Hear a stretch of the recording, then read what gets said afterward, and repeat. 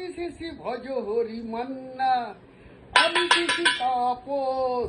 আমি ভজহরি নই, আমি তাপস।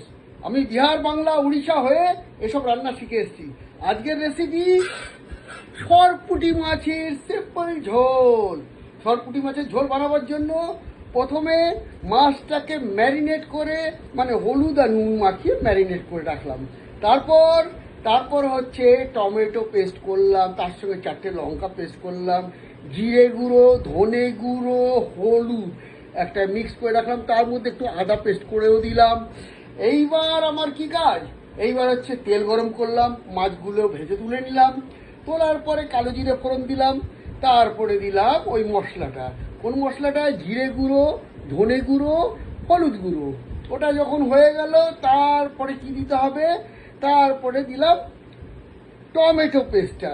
টমেটো তার আগে আমি বলিনি, আজকে আমি প্রথমবার নিরামিষ না করে, মানে মাছও নিরামিষ হয়, তার মধ্যে পেঁয়াজ দিইনি, আজকে একটু হাফ পেঁয়াজ বাটা দিয়েছি। দিয়ে একটু নেড়ে চেড়ে ভালো করে যখন কষে গেল, তখন একটু গরম জল করে ওর মধ্যে দিয়ে দিলাম, আর মাছটা দিয়ে দিলাম। তো মাছ রেডি। এবার মাছটা দেখাই আপনাদের। ও সরি ভাই, এই যে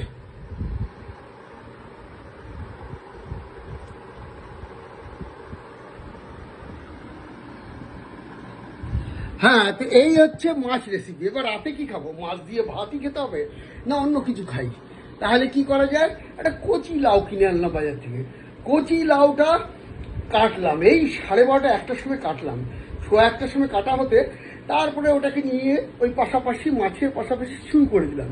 এটা সিম্পল, আজকে সর্ষে দিয়ে নয়, কোনো কিছু দিয়ে নয়, সিম্পল। এত কচি লাউ, আমি লাউ চিনতে পারি, লাউ যেটা আমার রাবড়ি হয়ে যাবে। একবার আমার সবজিওয়ালা বলেছিল, রাবড়ি লাউ নেবেন না ওই গোবিন্দভোগ চাল নেবেন। গোবিন্দভোগ চাল মানে লাউগুলো তাকিয়ে থাকবে, আর রাবড়ি মানে লাউ গলে যাবে। তো আমি সেই লাউ এনেছিলাম।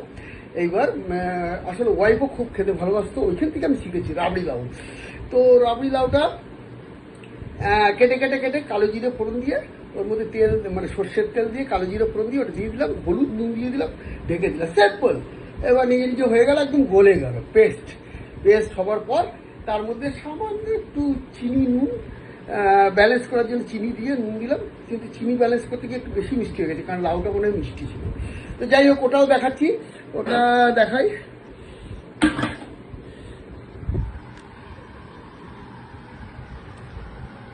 এ লাউ একবারে গলে গেছে। তো যাই হোক বন্ধুরা, আপনারাও এইভাবে রেসিপি নিয়ে ব্যস্ত থাকুন। বাড়ির মহিলাদের রেস্ট দিন, তাদের রেস্ট দরকার। সারা জীবন রান্না করে যাবে। আমার ওয়াইফ বলতো যে সারা জীবনই একটা রান্নাই করে যেতে হবে নাকি। না, ভুল হয়েছে, সেই ভুলটা সংশোধন করুন। নিজেরা চেষ্টা করুন, নিজেরা বানান, ওয়াইফ খুশি হবে। ওয়াইফকে নিজের হাত থেকে খাওয়ান, দেখবেন খুশি হবে। তো আজকের মতো বিদায় নিচ্ছি। ধন্যবাদ বন্ধুরা, ভালো থাকুন, আলবিদা।